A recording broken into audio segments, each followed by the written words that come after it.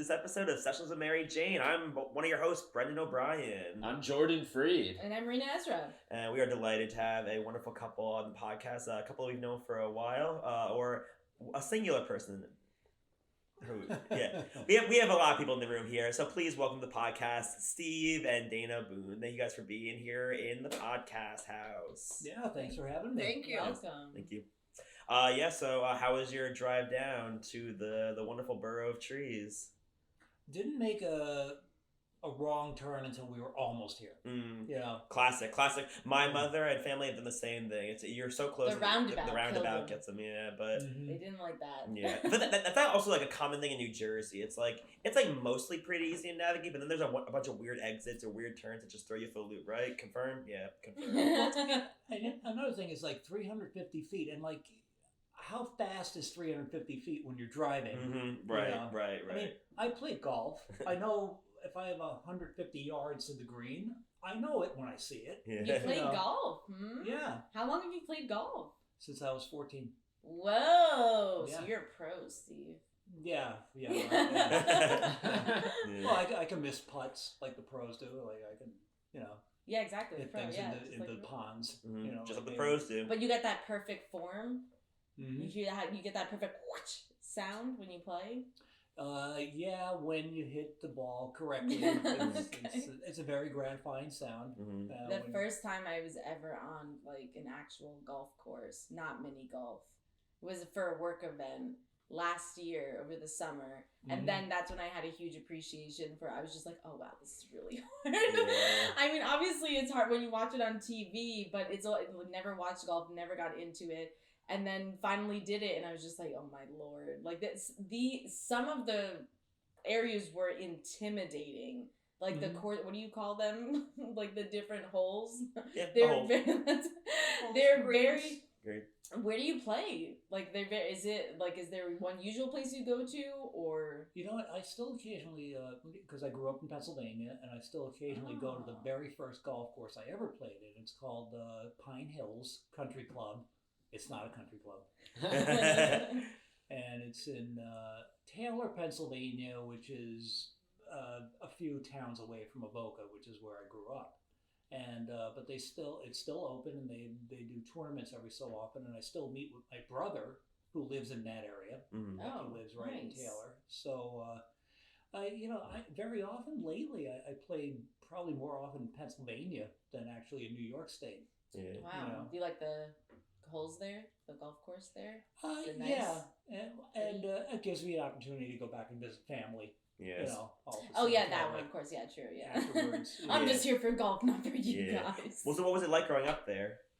Well, very, very different. I lived in an extremely small town. Avoca had at that time about 3,000 people living there. I think I was related to 50% of them. Mm-hmm. And What does that mean? You just had a grandmother who was like unique and a lot of cousins? Like who was related to you there? Probably, yeah, going back to when they came over from Ireland, Wow. They just started procreating, and again, like a lot of cousins, a lot of distant cousins. Okay, a lot of cousins there, yeah. And many people named John Boone. What? At one point in the 1970s, half the male population of Avoca was named John Boone. Wow. Was that confusing? His middle name is John. Oh my gosh! Wow. Yeah, and my middle name is John, and This sounds like it could be a very interesting TV show. Well, then, his brother was named Jackie, and his father was Jack. And his father's first cousin, John, was Chick. And then what were Chick's name? Oh, then there was John the singer, because he sang. Yeah. So, back then, mail service was different. It wasn't I guess people just didn't pay attention to what mail. So, it would be interesting to see which John Boone's mail we would get in our mailbox. That's so funny. You can be whatever John Boone you want to be. Yeah. Man. Yeah. And people would come to Avoca if they were lost and drive around. I'm looking for John Boone, and be like, that person who worked you at got to the be post a lot office. more specific, sir. Wow. Wow. How many siblings? Just one brother, or Just my one brother. okay? And Okay. he was 10 years older. Now I don't know if I ever told you I was orphaned when I was. Yeah, I was 14. gonna just ask you about Oh, that. yeah. Yeah. I did not know that. Yeah, me neither. My mother died when I was 9, and my father died when I was 14. When I was 14, my brother was 24. So he was still growing and getting it together, and like kind of like in his adolescence, and we lived together until I was 18, like of legal age. Yes. And then shortly thereafter, he got married. So I was kind of like by myself as a high school student, living in an apartment. You have to be self-sufficient real quick. And like I told you, it was above a funeral home. We moved to an apartment above a funeral home, and right across the street from where we had been living because we had to sell the house. Wow. So I found myself living in this apartment, and I stayed there for a couple more years because I went to junior college, and continued living there. Oh And it's just a small town life. It was like, again, I had so many relatives, even though I was technically orphaned.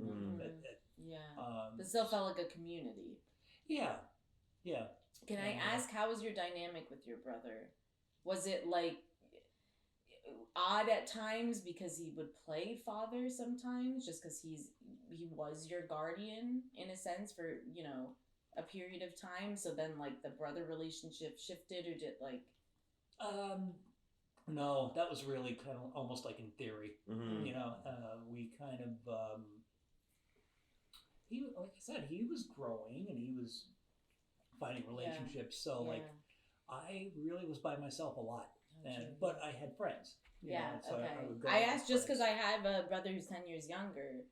So it's just it's just that I just felt like I was a mini mom because we would change his diaper, help him do like all these things when he was born, and then thereafter. So I was just curious, just interesting when it's two guys. Yeah, like I kind of took care of myself, and like I played sports, and so did he. So we had kind of like we could go down to the baseball field and practice, and we still kind of just we just continued.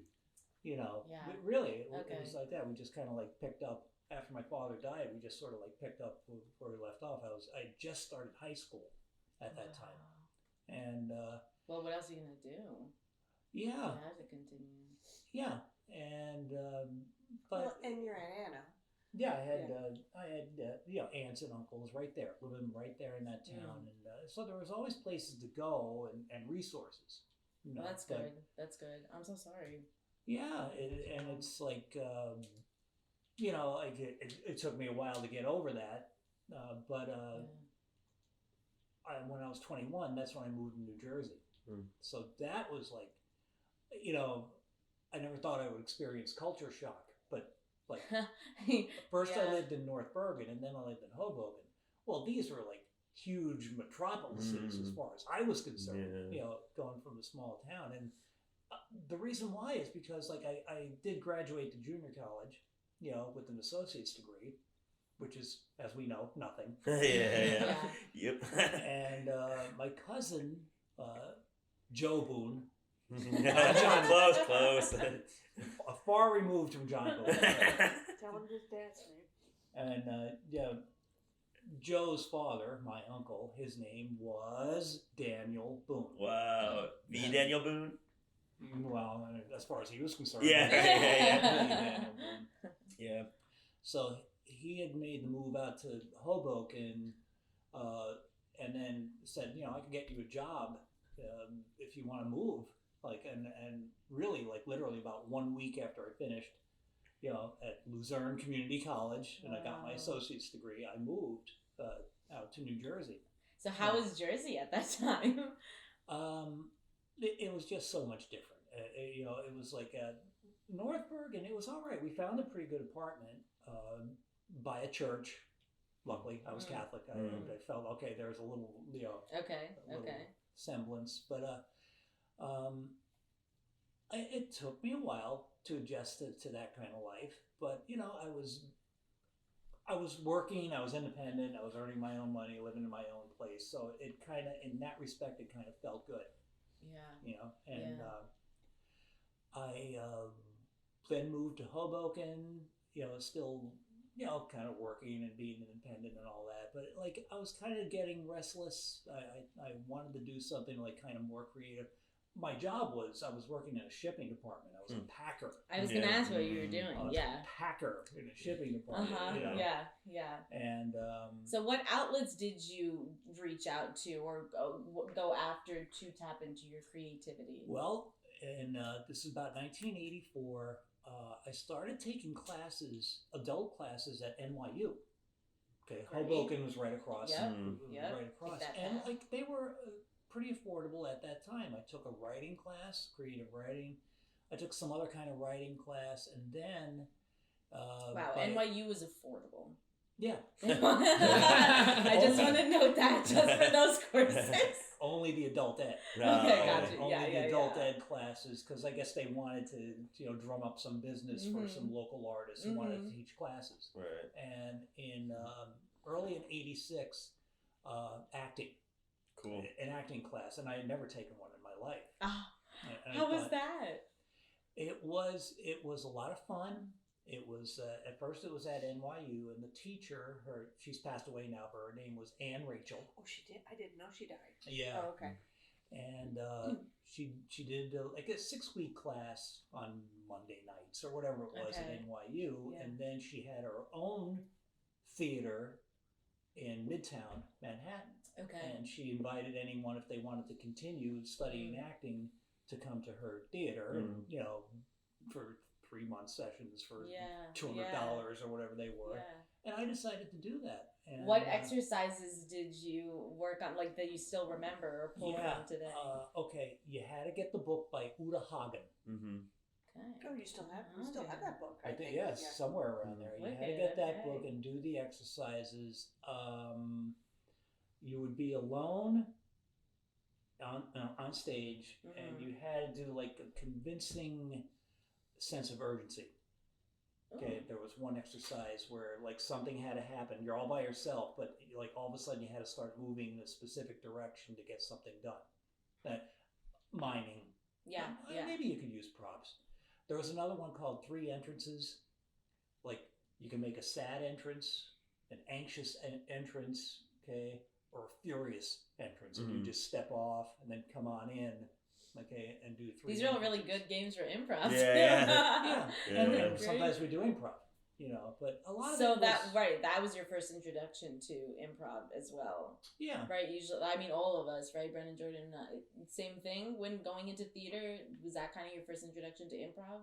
What, doing like in theater improv games? Yeah, your first glimpse at improv, right? That's the first kind of exposure a kid gets. I guess besides what we were watching on TV, the first time you practice it yourself. Yeah. Right, because you weren't doing long form until you were much older. Right. You didn't even know what long form was. I didn't know there was a thing. Yeah. First time I saw improv was definitely Who's Line. Who's Line was definitely like the gateway into it. But yeah, and then once you get to college and like doing improv like games. But I feel like we did do improv games in high school. Yeah. Or middle school even. But okay, cool. Yeah. Entrances. And then, but a lot of the class itself was doing scene work. You would get a scene from a play. And I remember doing Odd Couple. Oh, cool. Some Tennessee Williams, like it was kind of like up to, the teacher would tell you, okay, go and get this play, and pick a scene, and then you would work with your partner. Sometimes we'd visit each other at our apartments. And is there anyone you still stay in contact with? I love it. I just love how Dayna is like the Cliff Notes. Like Dayna has all the answers. It's like nope. No, I don't know about that, but I do know that it led to an interesting story later on. But Okay. Yeah, okay. yeah, we'll put a pin in that one. That definitely would get. I'm right around 1986, so when we get to 1990, 1991, then we'll segue into the story. Cool. Okay, cool. Like the timeline.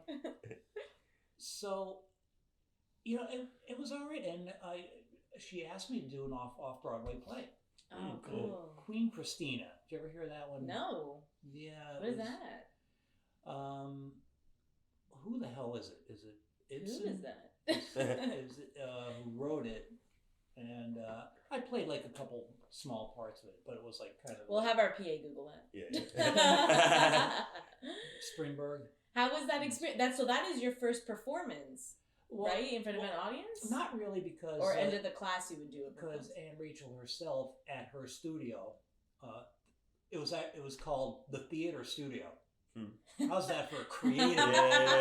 It gets to the point. It's, It's what it is. There's no mistake about what it is. But every month she would do a workshop, not a workshop, but kind of like a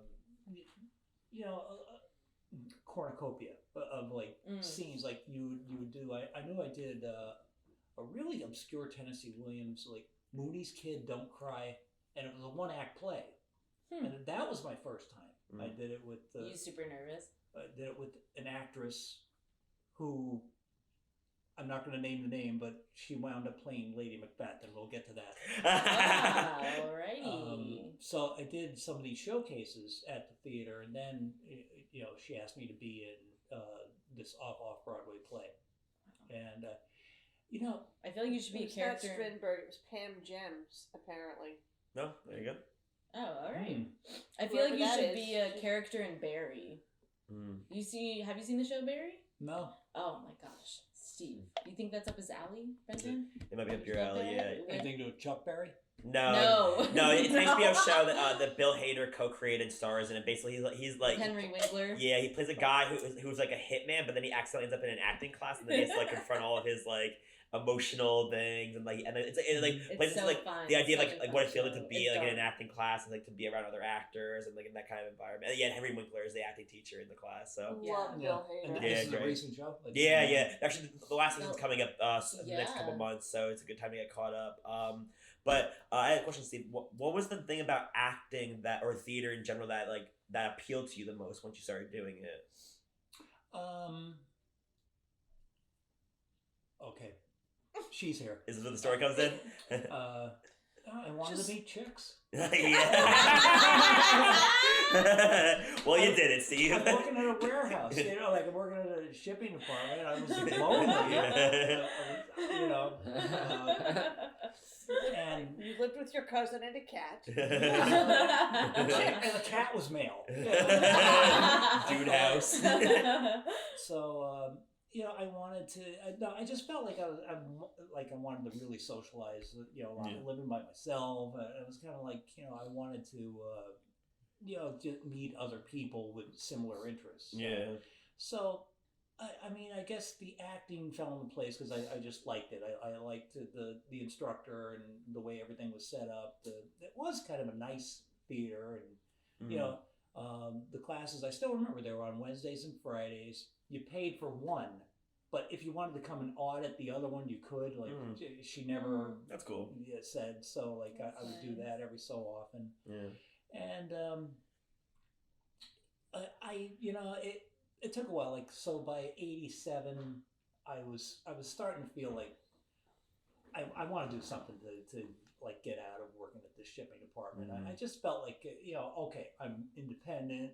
I'm working on my hooray. I'm independent. All right, But I was like, I was just thinking, I wanted to get somewhere else. So I remember like I was sort of like losing my mind, and the Village Voice, the newspaper, the Greenwich Village newspaper.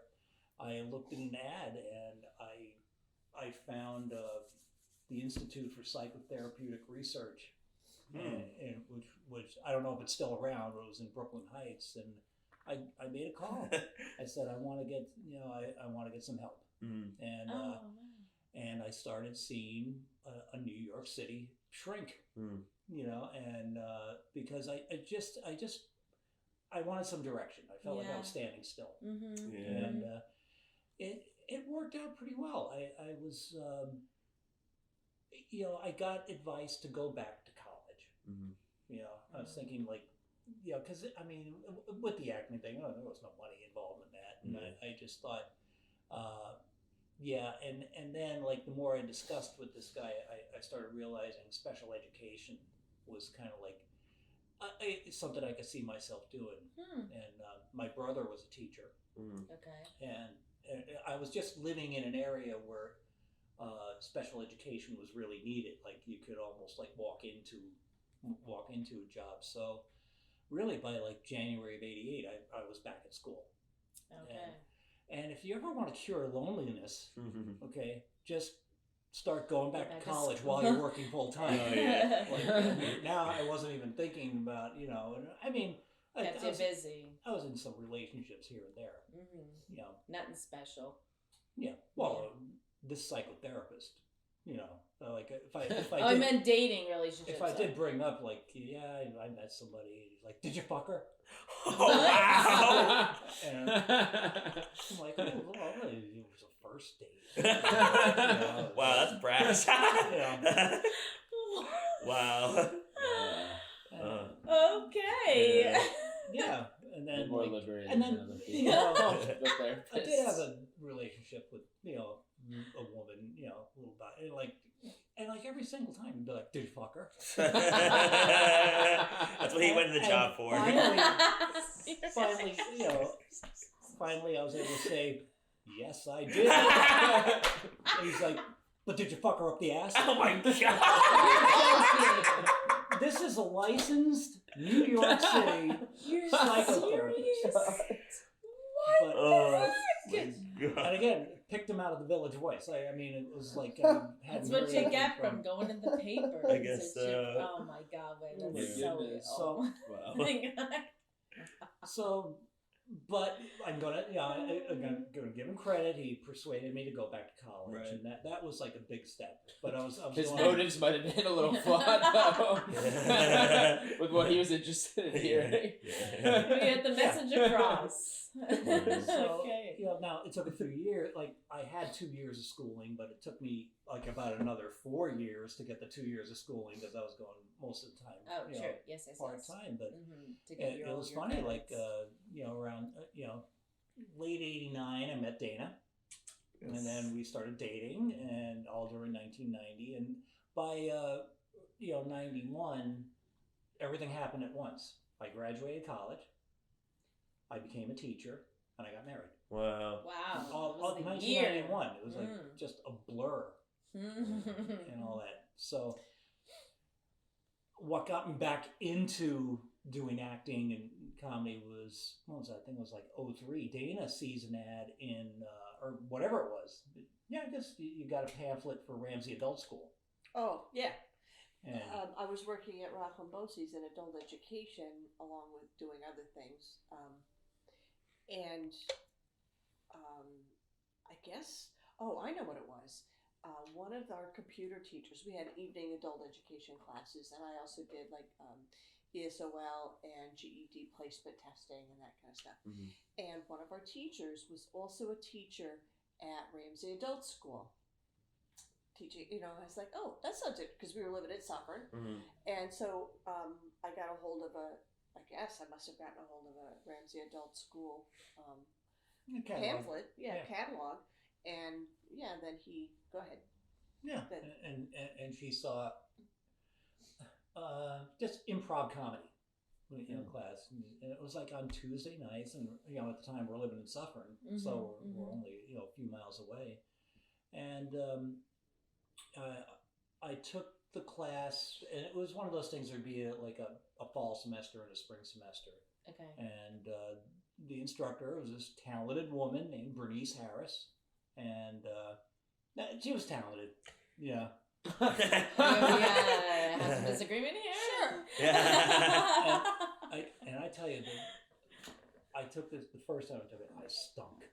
I was like all over the place. I couldn't understand the instructions.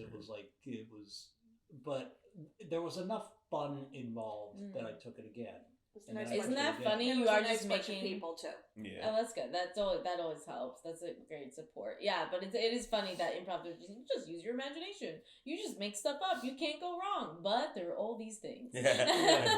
There are all these rules and instructions, and you're just like, what? But how do I feel like I messed everything up, but I can't do anything wrong? I'm just making stuff up.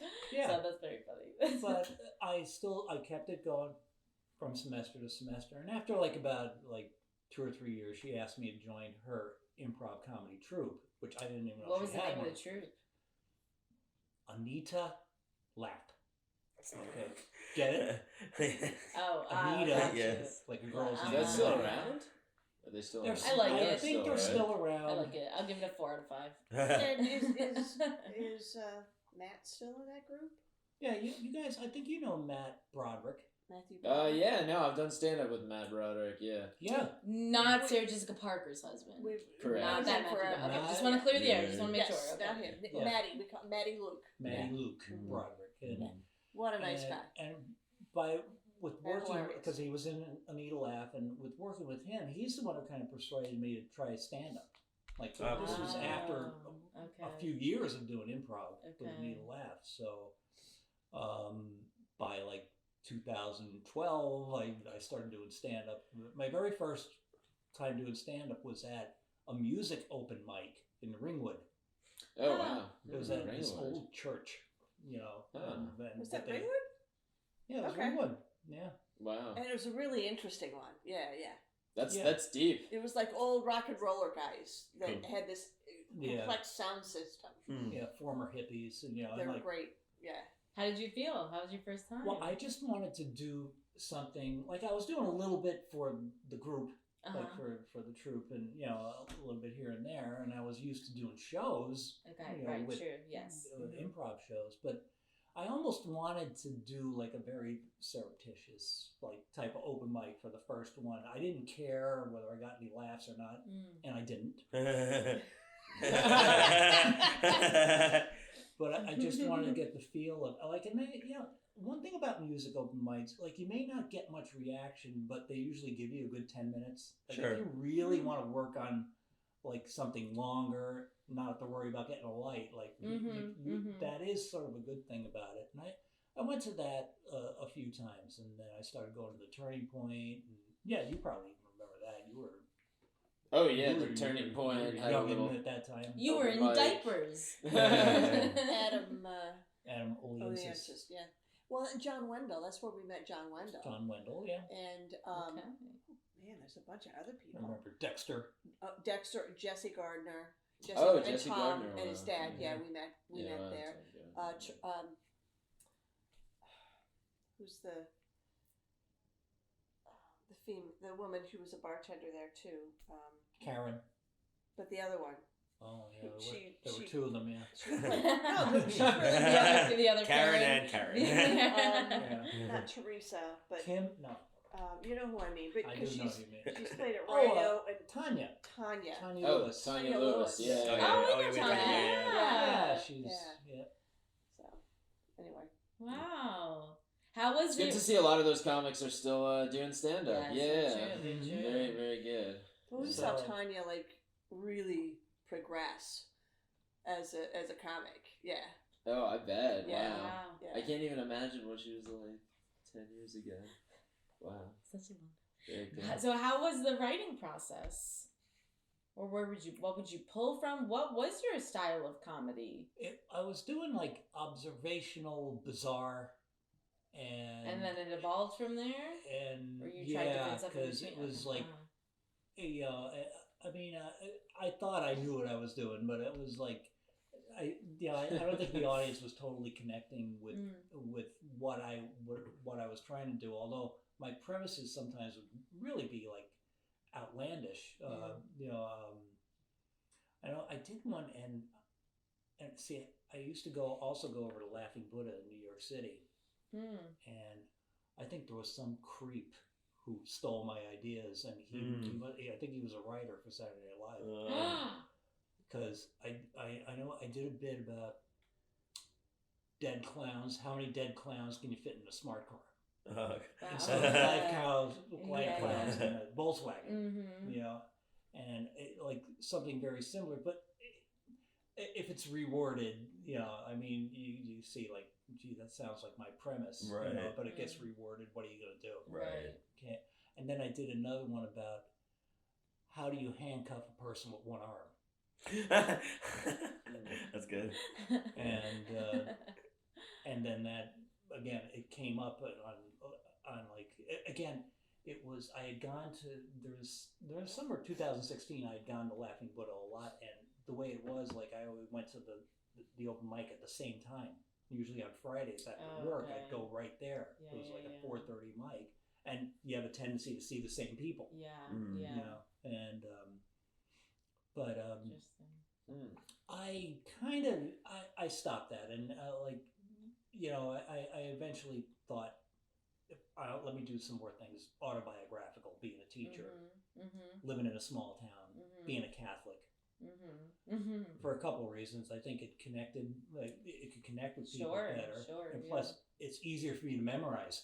Also true. Like, that was my thing. It was very easy to memorize the stories. Yeah, just kind of like, you know, do yourself. So that's kind of like what I'm working on now, is sort of like, and of course there's embellishments and all that, because you want to get laughs. Sure, you know, you know, I'm just trying to keep it in that style. So it says, you know, they say it takes years when you're doing stand-up. It takes years, you know, to kind of like get your voice, to get your, you know, get that inner thing going. And, you know, that's what happened with me too, even though I was like almost like 50 when I started doing stand-up. But you're having like a rebirth every time. Even if someone puts out a special and does this one or whatever, you're refining it every single time. Plus, you're changing in real life. You know, growing as a person, forming into something different, new phases of your life, a bunch of different stuff happens to you. So what you're writing is, and what your perspective is on things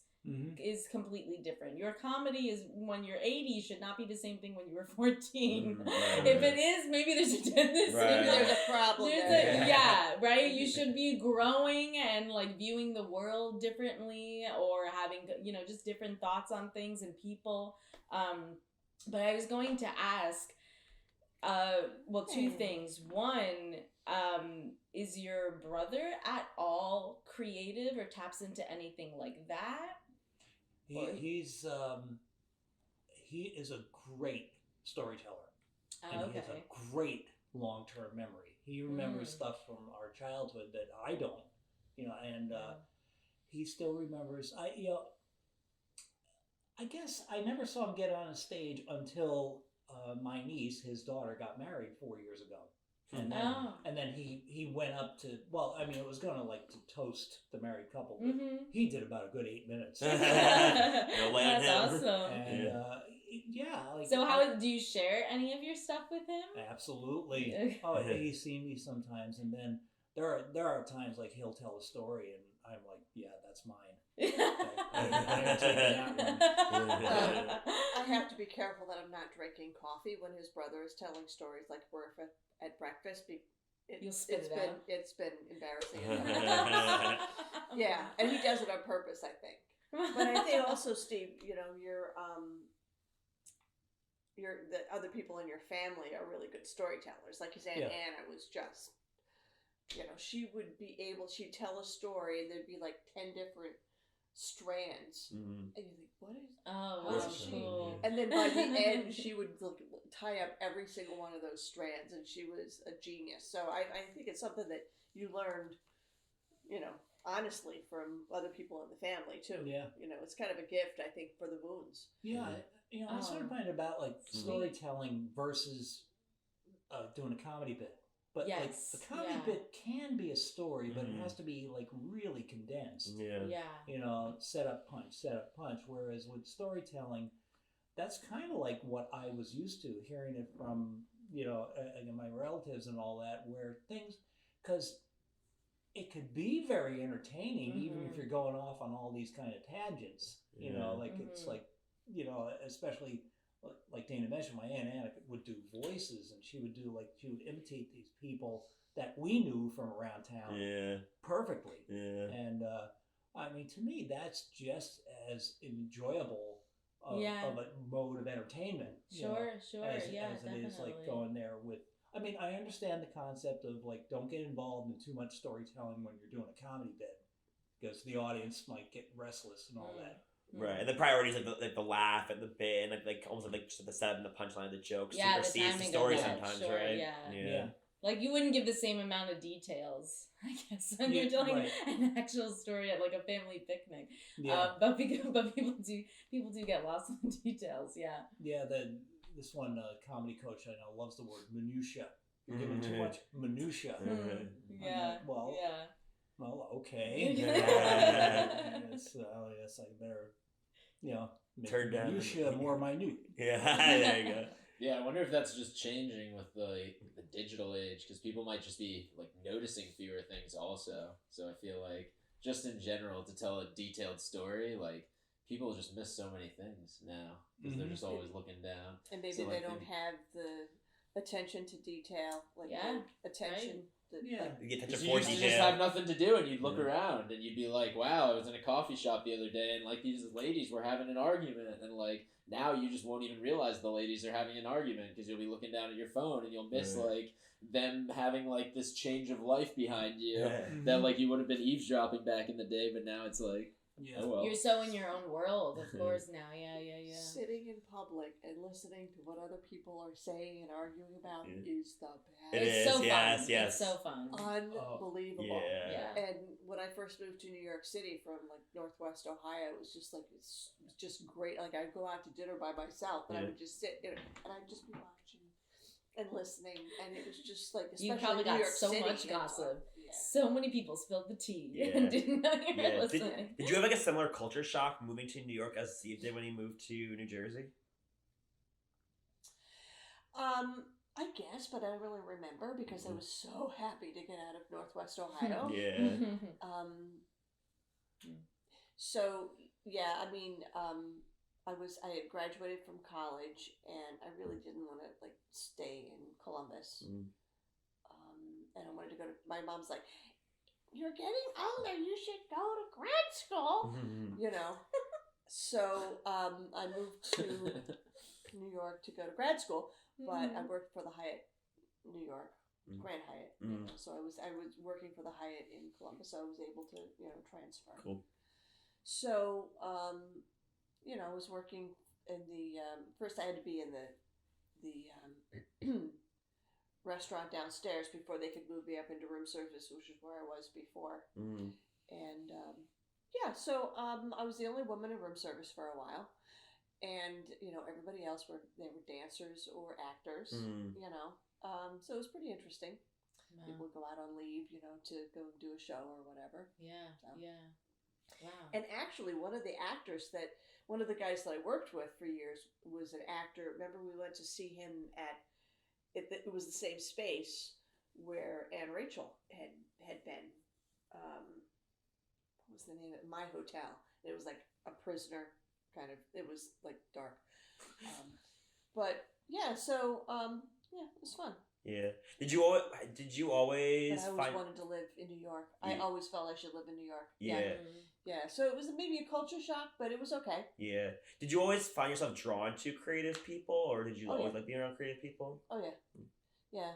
My dad was a Methodist minister, but he was a comedian. Yeah.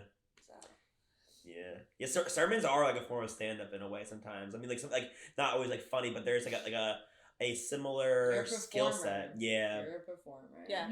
Yeah. Well, you have an audience. Yep. Yes. You have Yeah. to get their You gotta attention. capture them. and, Yeah. know. True. yeah. Steve, how was it, or what are your thoughts on the evolution of comedy from when you started and what you were doing back then versus how it operates now? Yeah, I can only speak from my own point of view. I mean, Speak for everybody. Steve. I mean, it's fun. I mean, I just like getting up on a stage or wherever the environment is and performing in front of people. I mean, there are times I think I like doing that better than just having conversations with anyone. All right, let's go. Well, you're different because you're all comics. Yeah. So, you understand.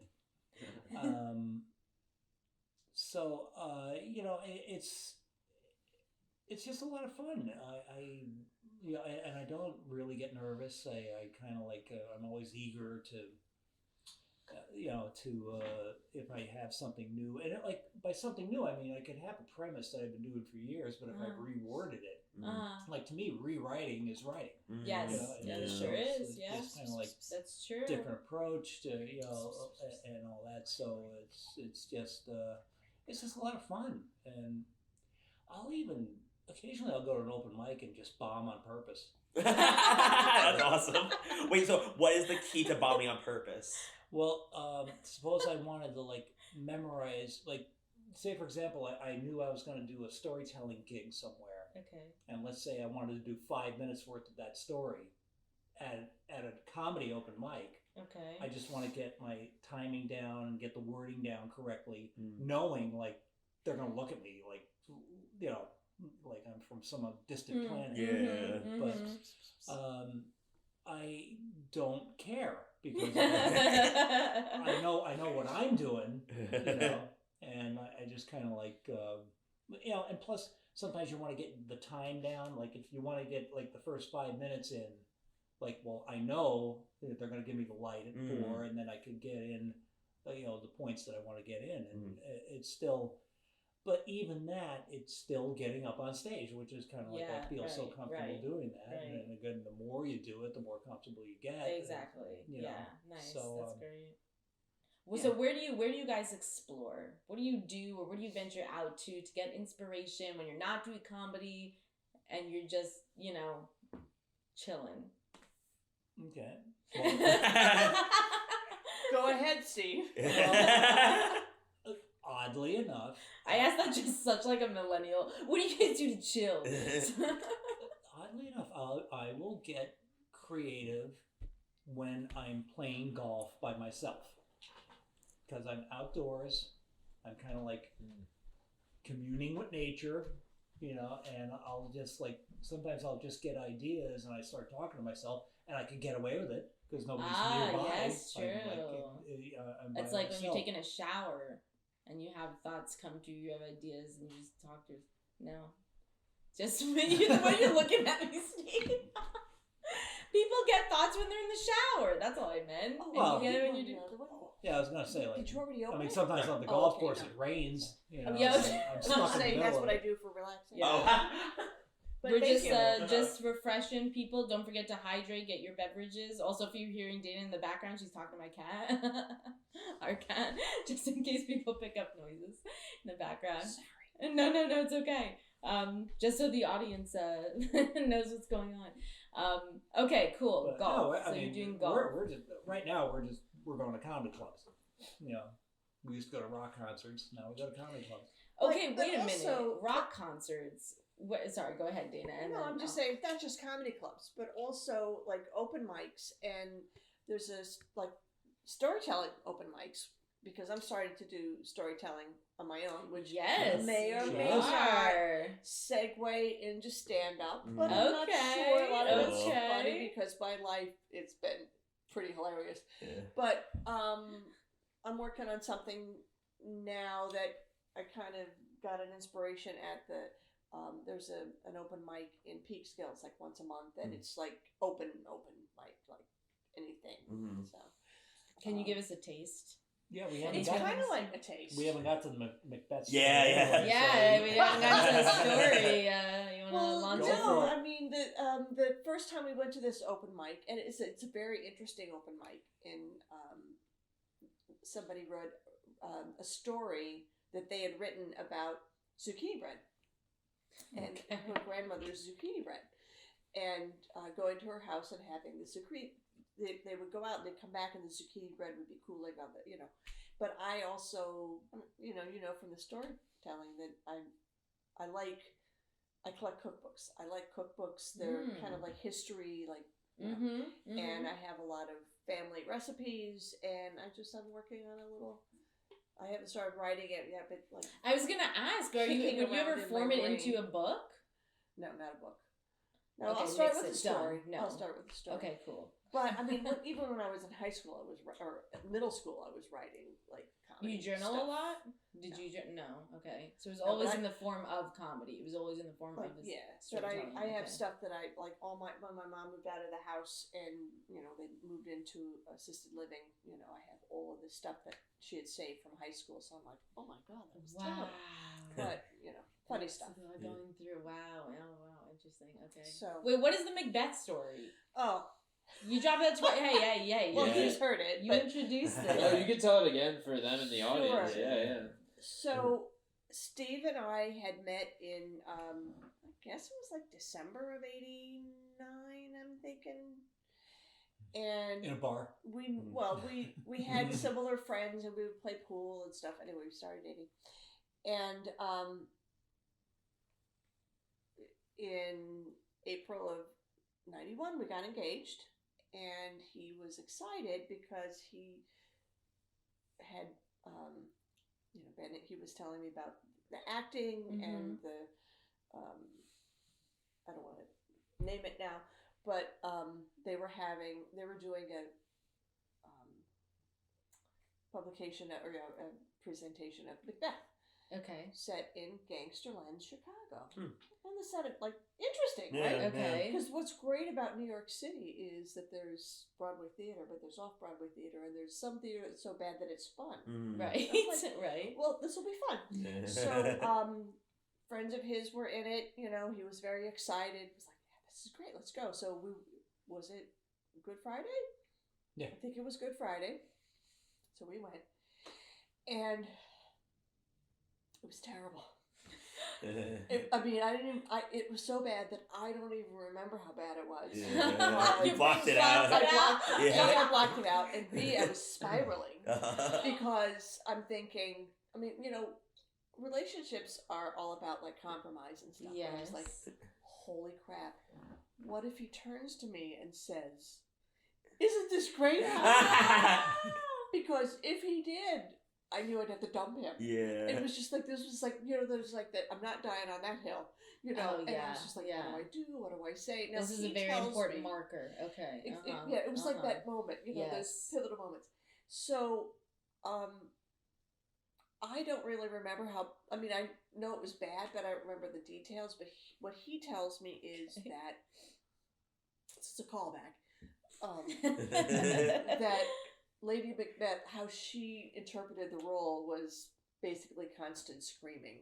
So you know, it was like, it sounded like a good premise, but they didn't, like, they just wore gangster clothes, and they did not change the dialogue in any way. Interesting artistic choice. Interesting. Yeah. It was not a good Friday. And so I was like, oh my God, this is terrible. So he turns to me and says something to the effect of, "Okay, when the lights go up, look for the door." This is the worst piece of shit. Something like that. And I was like, thank God I didn't marry him. And that's when you knew it was love. You knew it was a match. Yeah. That's when I knew. Yeah. That's great. Yeah. So, That's so good. but true story. That's so Yeah. good. I went to the closest bar Really to get a good. drink. Wow. You Which needed one one was after that? So, that. he remembers. I don't remember. What bar was it? Well, I get something in Times Square. So it was probably, it was a So dive. I think it was would've- downstairs from, like, you know, very close to where the theater studio was. Was it like what is that? What are the bars? And they're probably all gone now. The bars that always had good hamburgers, McGinty's or something. There's a whole bunch of them all over New York City. Of course, this was like 35 years ago. So you know. Right.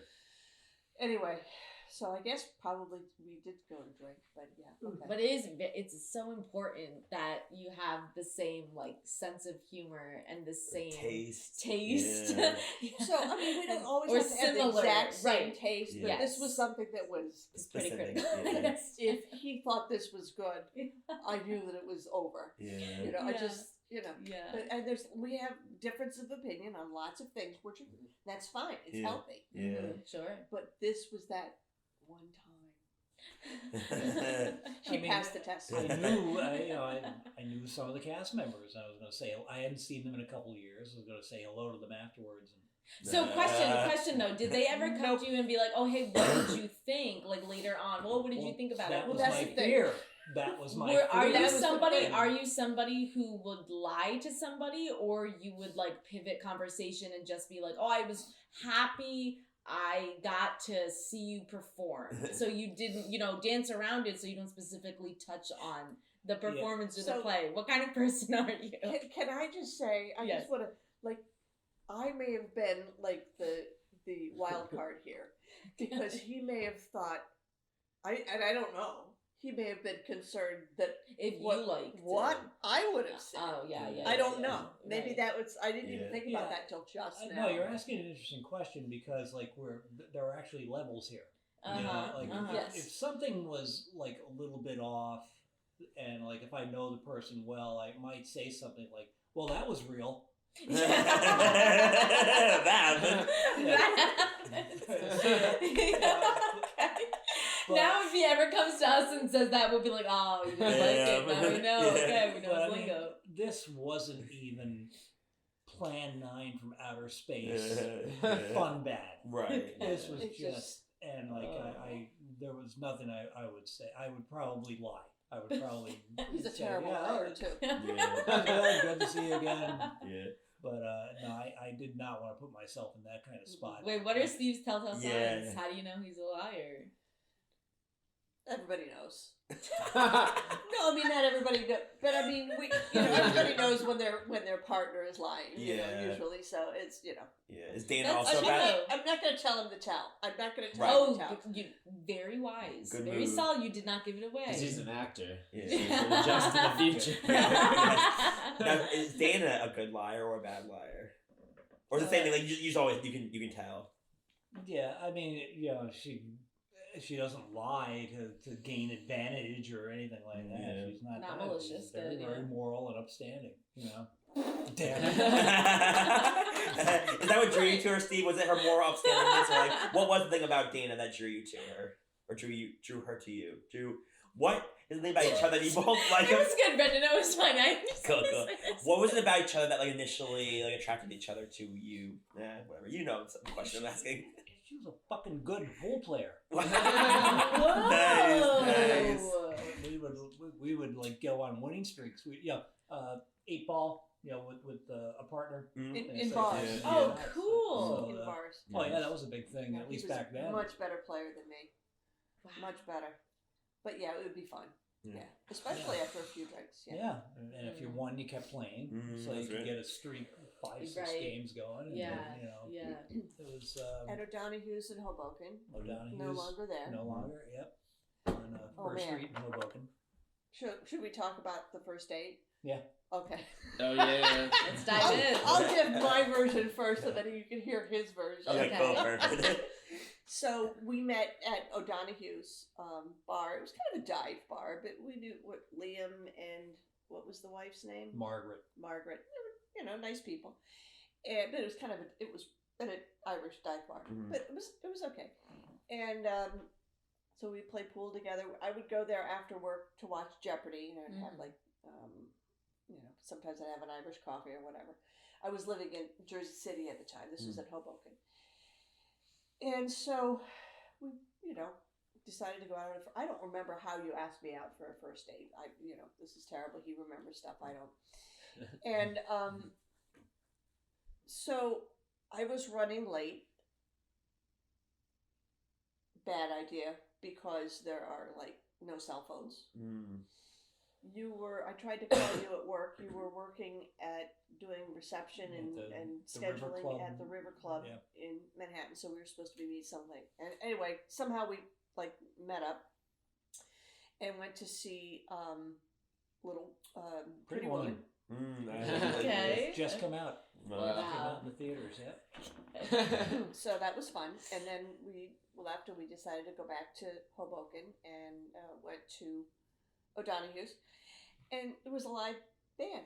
So we went to the back. We got our drinks. Went to the back, and now the back of O'Donoghu's had, like the tall round tables, like where you could stand.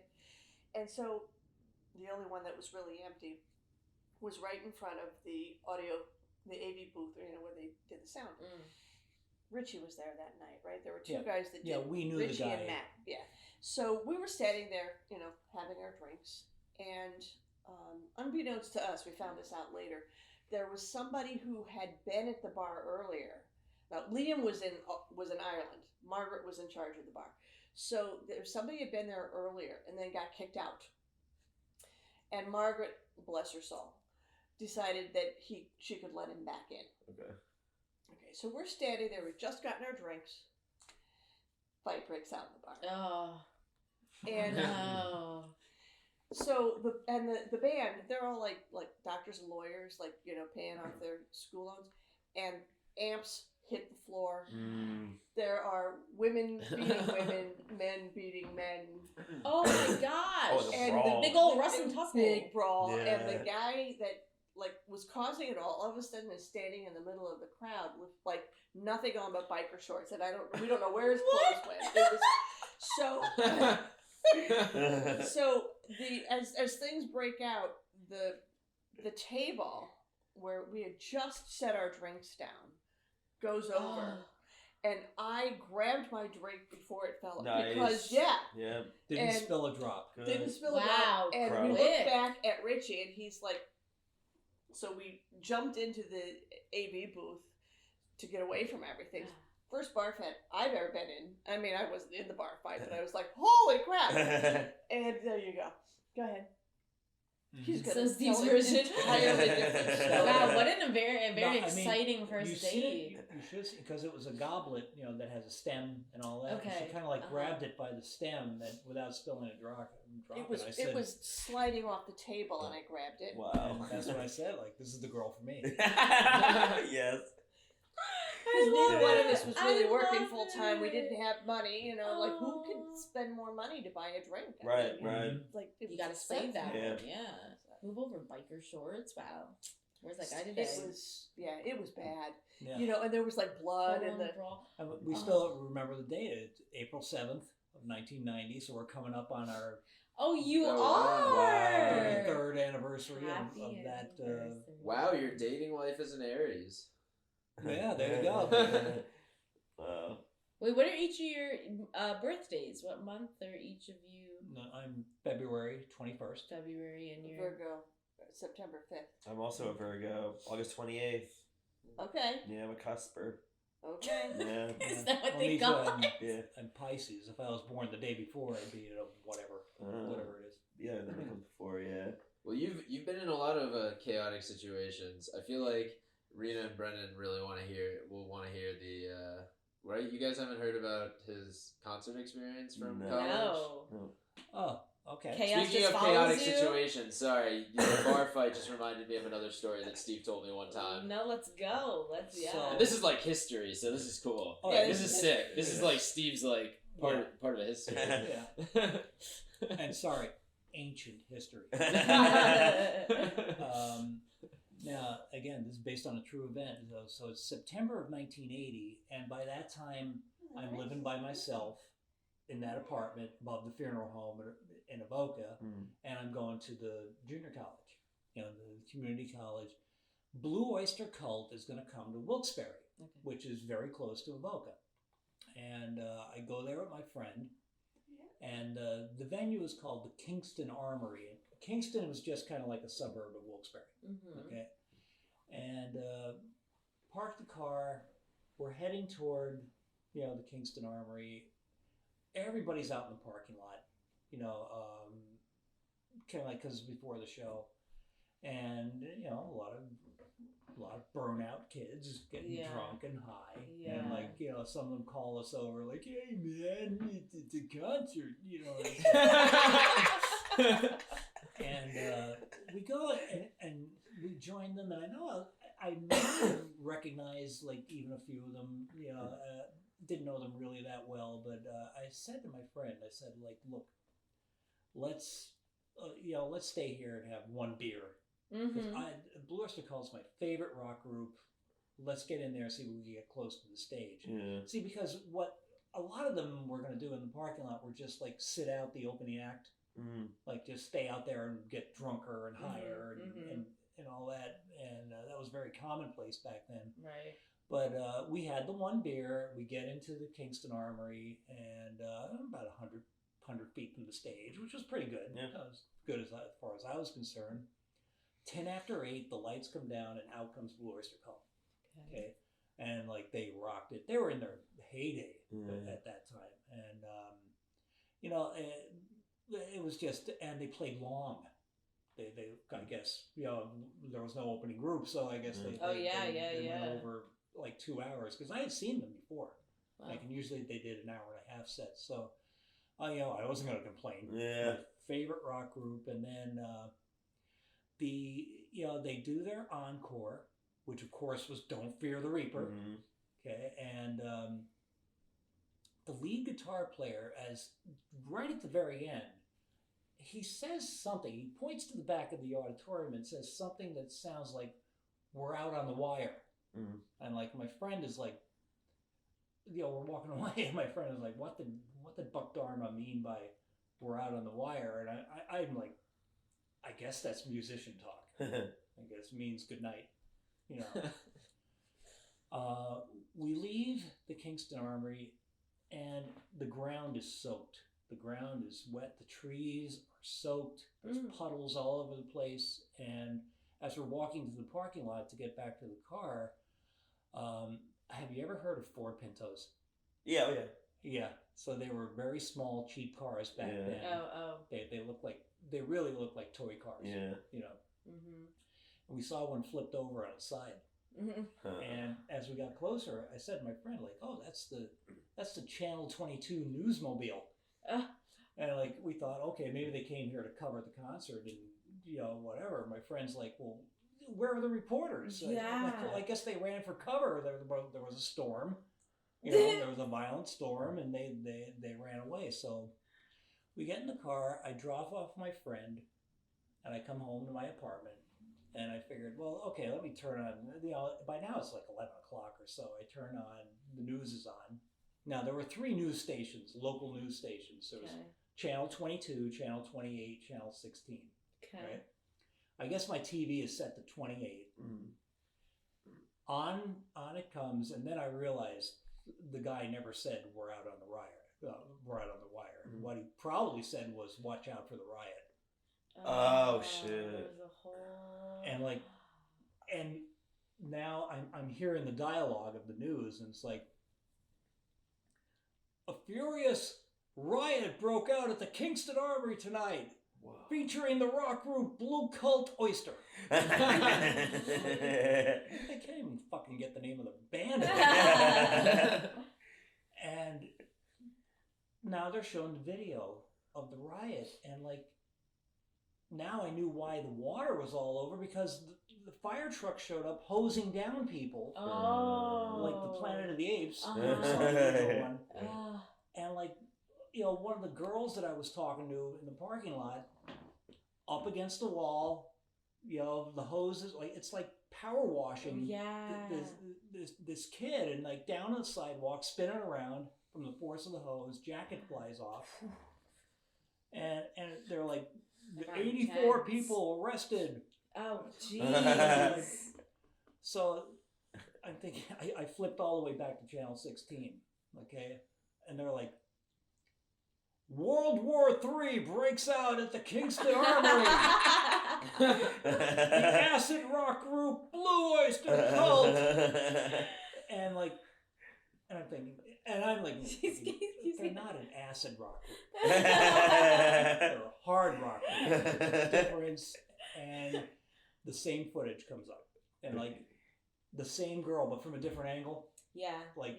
And this time, like, I noticed, like, the sneaker flew off. Her bandana flew off. Then the jacket flew off, and like, 275 people were arrested. And it's which information's accurate. See, that's the thing. Like, breaking news back then was no different than what it is now. Wrong. Right. So now I flipped to Channel 22 News, and this time you think, now that's the Newsmobile that got flipped over. So I thought for sure, okay, they'll show footage of that. Yeah. But no, they interviewed some little old lady who lived nearby the Kingston Armory. Oh, okay. And she's like, "Back when I would get together with my friends, we would go out and have some ice cream." I'm like, what the fuck does that have to do with anything? My friend calls. He's like, "My mother isn't going to let me come to any more concerts." And I'm like, "Well, Did you tell her that we were inside? Yeah, you were part of it. We were in. Did you part of it. tell her we had nothing to do with it? Yeah. We didn't even. Did you tell her we didn't even know there was a riot? You know. Then the mother gets on the phone. I'd be scared to death that the two of you were in that riot. And like, I'm like, Martha. I'm like, we were inside. Okay. We were facing the opposite direction. We didn't see anything. The music was playing at 120 decibels. We couldn't hear anything. Right. Like, we didn't even know there was a riot. I didn't even know one until I just got home now. Yeah. And how old were you? 19. My friend was 18. Wow. And she goes like, there before the grace of God goes you. You know, telling me like that. Thanks, how Martha. fortunate. I didn't even know what that meant. I'm like, Martha, I don't think it had, you know. The opening act canceled, I guess. They said Blue Oyster Cult came out early. The kids in the parking lot started charging toward the front. Security must have panicked and locked the doors, and that's probably what started the whole concert. I don't think it had anything You to do with get a God. big aggravated crowd, doesn't matter. Like, ooh, they're a force. So you just get enough people. So there's an epilogue to the story. Okay. The next day at college, like I told a lot of my classmates and a couple professors that I was going to go to the concert. So naturally, they wanted to know. They wanted to know everything, and I'm like, well,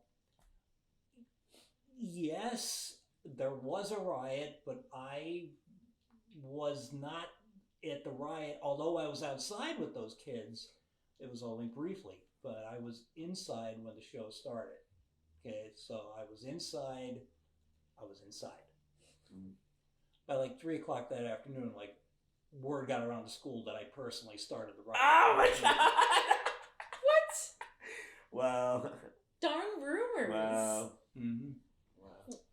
Wow. Someone's like, don't worry, this is going to give Steve so much more credit. Yeah. Let's tell everybody started it. It's like the game of telephone. Yeah. It really is. Wow.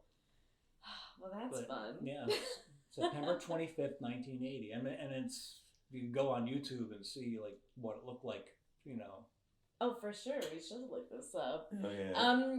Well, before we sign off, tell us where people can find you if you're doing other shows or other mics.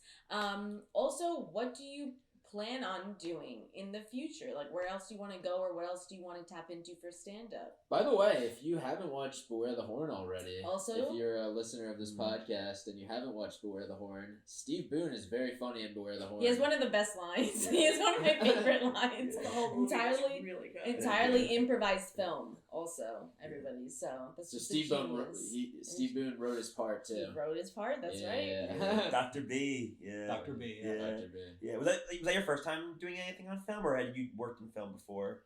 Yeah, I did a TV show called Rent's Due.